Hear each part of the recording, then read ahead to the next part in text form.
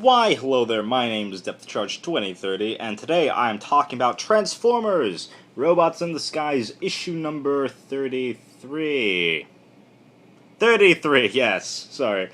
Yes, so, first things first, normally I'd be doing like a giant backlog of comics, being like, oh man, Robots in the Skies, I gotta go from issue 28 to now. No, I'm not doing that, no.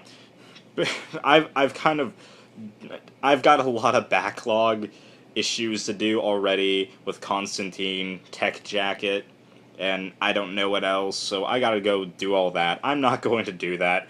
I've read all the other issues leading up to this, and okay, yeah. So I'm just gonna jump on here and give my thoughts and go on from there. Yes. Yes. So, let's take a look at the cover art first, and it's, I forget. This is a subscription variant, and it's basically Rat Trap and a very philosophical-looking, thoughtful Starscream looking off into the distance in thought and whimsy while sitting on Superion. And yeah, I just like seeing Starscream just sitting there. He's just like, and then I just assume he's thinking about something weird like, what am I going to eat today? So, yeah, let's jump in and talk about the comic itself. So, actually, this issue doesn't necessarily take place after issue 32 of regular RID. It actually takes place after the Transformers Windblade series, which I actually found as a pleasant surprise. The art is done by Sarah Stone, who did the art for the Windblade series, so that's nice. Really nice. So, this issue primarily follows Wheeljack. Wheeljack, he's been out of commission for a good long time, since issue 15, and they've kind of set the seeds in issue 20, being like, oh, hey, he's kind of there healing, and so he's finally done healing. He's good, he's good. And Starscream is just like, Wheeljack, you're back! It's great to see you! And immediately everyone's like, Starscream's happy to see someone.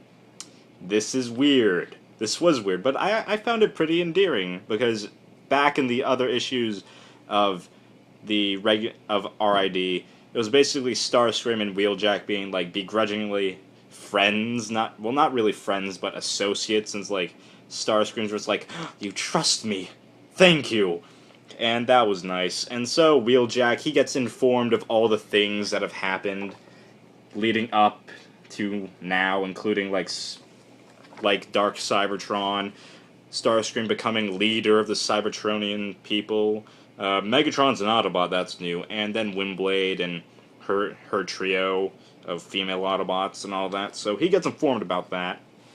And so Starscream's just like, oh, hey, I got a little thing to show you, and he brings Wheeljack over to where they're housing Omega Supreme and Superion, who are both damaged in the issues leading up to Dark Cybertron, or not, rather not Dark Cybertron, but these events that happened in between issues 11 to 15. So, yeah, so basically they're injured, and he's like, Wheeljack, I'm gonna level with you. We need a combiner. Mutually assured destruction, all that stuff. We need a super robot weapon. And so Starscream just goes like, can you help us? And Wheeljack's just like, dude, Slingshot's dead. That guy's dead. The only combiner that's worked up until this point has been Devastator, and that's a miracle on its own. And then we kind of get introduced to Powerglide and a new Transformer named Alpha Bravo, and basically it's like, oh, these guys are going to volunteer to be Superion, so that's cool. So that's really, this issue really sets up the event called Combiner Wars. So they're gonna go and do that later.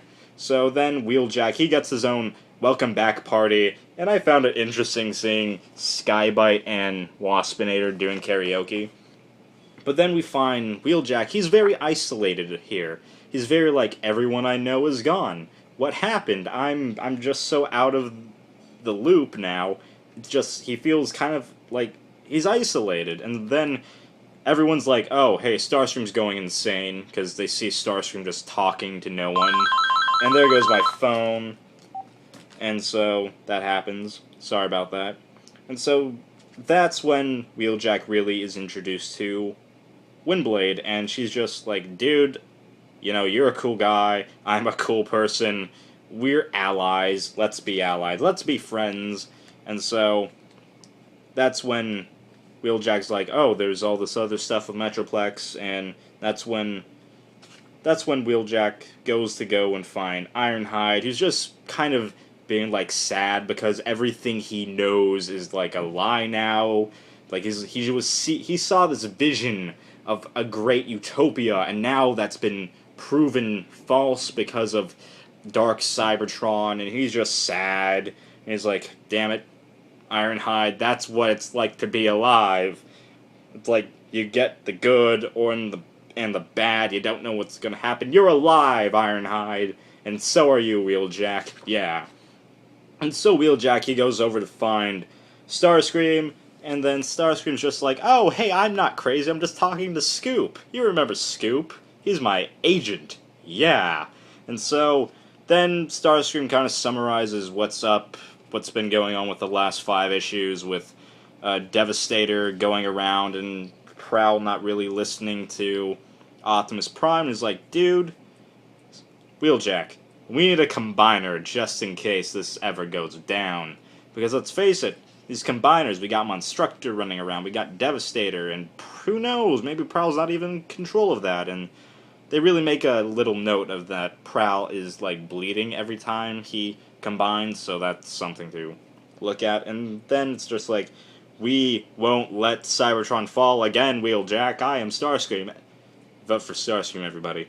And so then Wheeljack, he's just like, yep, I know, I can't trust Starscream, but guess what? I'm going to help Cybertron. And then he gets back to work on fixing Superion, and I guess next summer buy the Superion toys and all that. So, yeah. So that's the end of the issue. So what I think about it, I liked it. I like Sarah Stone's art, and just the writing. I liked seeing Starscream actually happy to see someone. There's a lot of character like moments between like Wheeljack and Starscream, and I'm just like, hey, that's cool. He's got a friend. Yay! No one wants someone who actually genuinely won't stab Starscream in the back, and Starscream genuinely won't stab in the back. And I'm like, hey, friends, yay. Overall, I like the issue. I give it actually a 4 out of 5. I found it very enjoyable. It's an enjoyable read, and I liked it. So my name's Depth Charge 2030. This has been me talking about Transformers RID number 33, and I hope you liked this video. So thank you for watching. Take care.